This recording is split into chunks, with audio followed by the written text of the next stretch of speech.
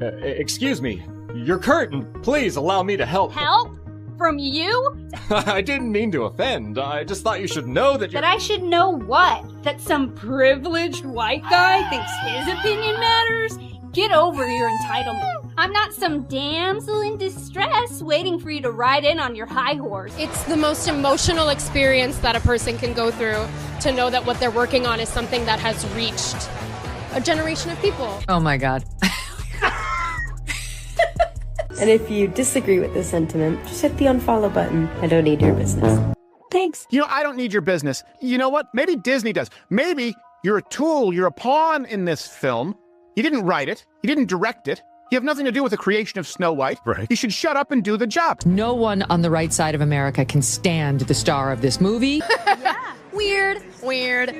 I would highly advise that you boycott this film, no matter how much your children love Snow White. They're remaking the movie. They just got rid of the dwarfs. Okay, but what do they call them? Why would they get rid of the dwarfs, though? Magical creatures. But they have one token dwarf amongst these magical creatures. You actually just went backwards. You actually just erased the dwarfism side of it. The disability, like we're a disability group, you just erased that whole image. The argument should have been from Peter Dinklage, there's power of being on TV, there's power of television, and to put 7 people with dwarfism on camera in a major Disney movie, there's still power there. If the story is offensive, change the story, don't change the characters. This is no ordinary apple, my dear. It's a magic wishing apple. A wishing apple? You offer it to me freely. In place of the patriarchy, you would have a queen!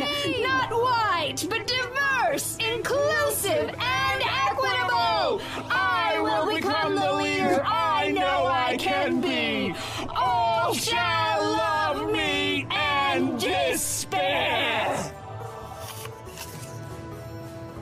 Oh, what has she done to you? Fear not. First love's kiss can break any curse.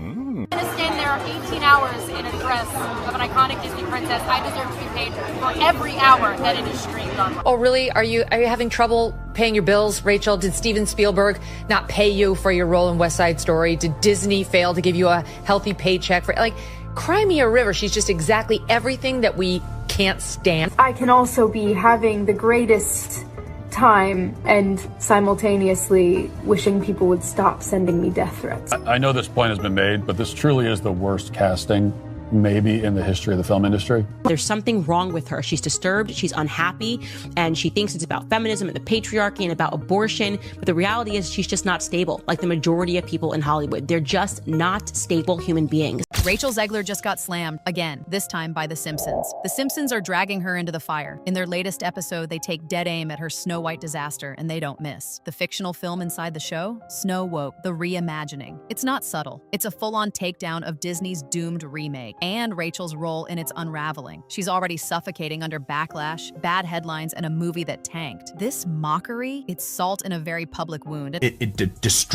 got destroyed at the box office. Here's the box office numbers. The Minecraft movie made $60 million on Saturday. Snow White made $2 million. It wasn't a rival princess or a blockbuster sequel. It was Minecraft that crushed Snow White, a film about digital cubes left Disney in ruins. Executives gambled on Rachel Zegler to lead the charge, but instead, she dragged a fairy tale into freefall. She was an unknown to many until her words became headlines, and those headlines became warnings. Hope that despite my flaws, and despite my cracks and my breaks, and there are many of them, that at every premiere and everything I do, people will wait in line to see. The truth hit harder than any headline. Audiences walked into theaters and found no one. Rows of vacant seats, silence where applause should have been. They filmed it, shared it, and the world watched a fairy tale vanish in real time. I am walking into Snow White, 2 p.m., now seating. Let's see how empty it is. I hope it's off the book we go. I hope. Sound like I hear a couple of people.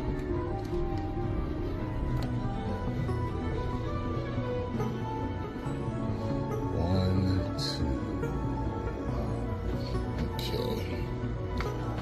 too.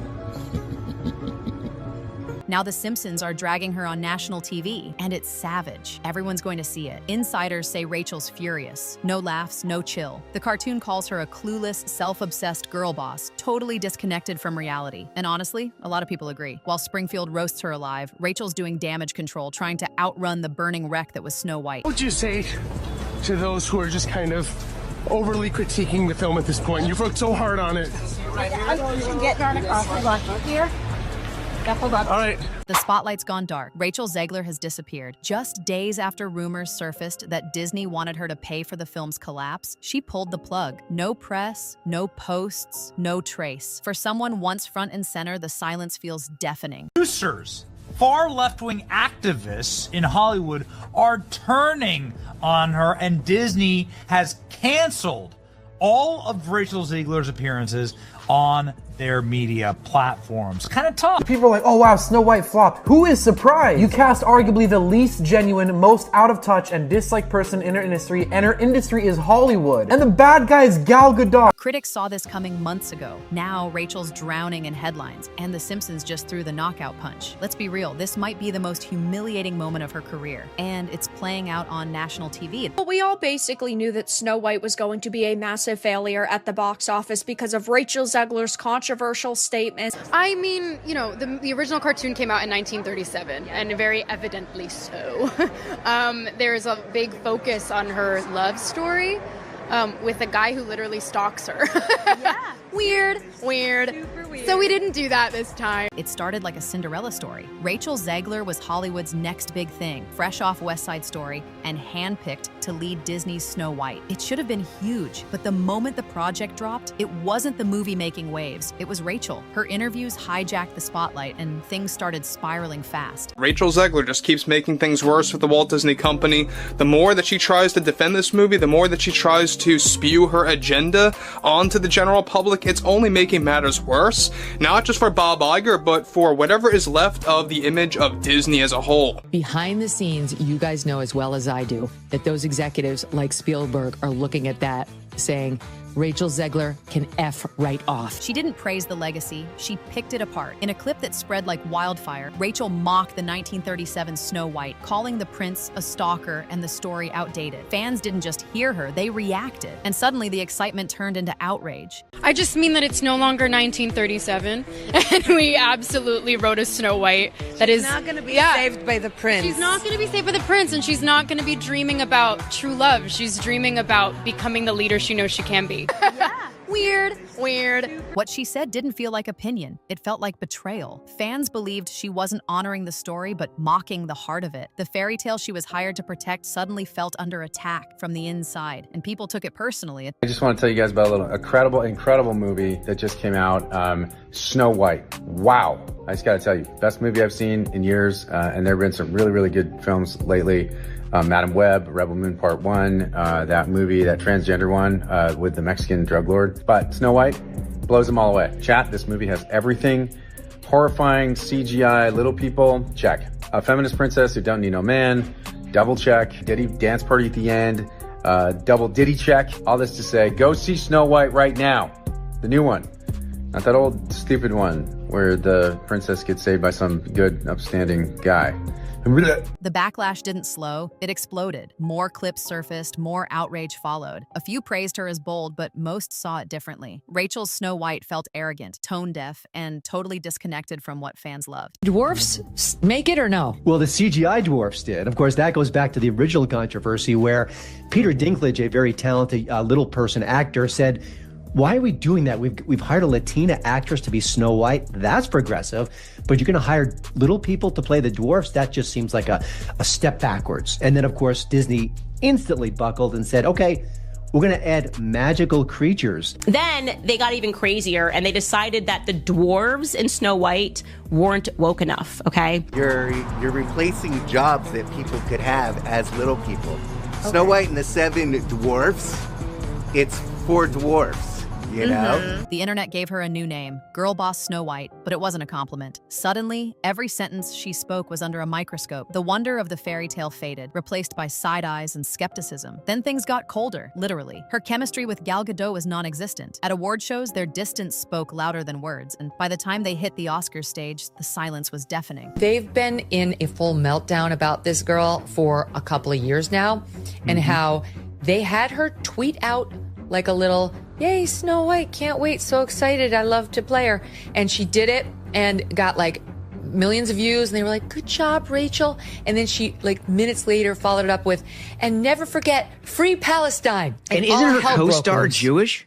Yes, Gal Gadot, whatever. Gadot. I mean, what? Yeah. Wow. They tried, they flew an executive, one of the producers, out to go visit personally with Rachel Zegler to say, could you please take that down? Because we understand you can have your political views, but those aren't really helpful while you're trying to build an audience for a movie. Maybe you could save them for like your diary and your friends, but like maybe not, maybe just take the tweet down. And she wouldn't. But my name is Gal, and I'm Jewish. And we have had enough of Jew hatred. Please welcome Rachel Zegler and Gal Gadot.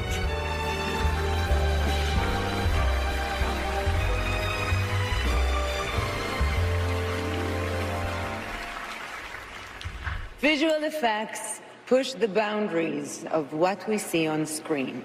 Their work makes the impossible seem possible. With breathtaking ambition, they create magic that wraps its arms around our wildest imaginations. Here are the nominees for Best Visual Effects. They stood side by side but felt miles apart. On stage, Rachel and Gal barely interacted, and fans noticed. Whispers turned into rumors. Gal was quietly stepping back, trying not to get burned. Behind the curtain, the mood wasn't friendly. Disney, silent. No fixes, no statements. And outside the echo chamber, the film struggled to spark any connection at all. Would be a miscast in that sense. Instead, she gets her name from surviving a snowstorm. That audiences walk away from this film with an understanding of the true meaning of fairness, of what it means to be fair in this world. There is a message that's been carried on for almost 90 years now from the original animated classic. That is, fairness is what is within. Fairness is to do with your heart, the way you treat the people around you. And it has nothing to do with what you look like. And that's the misunderstanding between Snow White and the Evil Queen. I think it's such an important message, and the way that Disney has elevated it and brought it to this new audience is very special. Disney threw everything behind Snow White. Big promos, big names, big hopes. But when the dust settled, ticket sales barely moved. Not even nostalgia could save it. Instead of a triumph, it became one of the studio's most polarizing disasters. Latest expensive on goal. Well, the reaction has been absolutely horrible. It is the worst box office from a Disney live action remake that they've ever done. I mean, they're projected to lose between $200 and $400 million. The failure might have faded until The Simpsons immortalized it. Their parody didn't just mock, it carved Rachel's misstep into cultural stone. Her supposed breakout role became a warning sign. The rebrand was bold, but the fallout was brutal. No matter where you stood, one thing became clear. Her Snow White won't be remembered as a dream, but as a disaster. I truly do believe that. There's something wrong with her. She's disturbed, she's unhappy, and she thinks it's about feminism and the patriarchy and about abortion, but the reality is she's just not stable. Rachel is literally the star of a Disney movie, and she acts like she's some sort of victim, and that's the sort of mentality that is just poisoning people's minds. Like, she acts like her life is so bad. Once the noise faded, reality set in. The box office was a ghost town, and the IMDb rating plunged to 1.6, historic failure territory. But the internet didn't mourn, it mocked. Memes poured in. Reddit turned the film into a punchline. Then came something darker, a fake OnlyFans with an AI version of Rachel, completely fake, yet believable to thousands. That's how fractured her public image had become, where even the unreal started to feel true. The movie is doing catastrophically. They spent $300 million, and it currently has a 2.2 out of 10 rating on IMDb. The movie has a major identity crisis. This is just so typical of the left.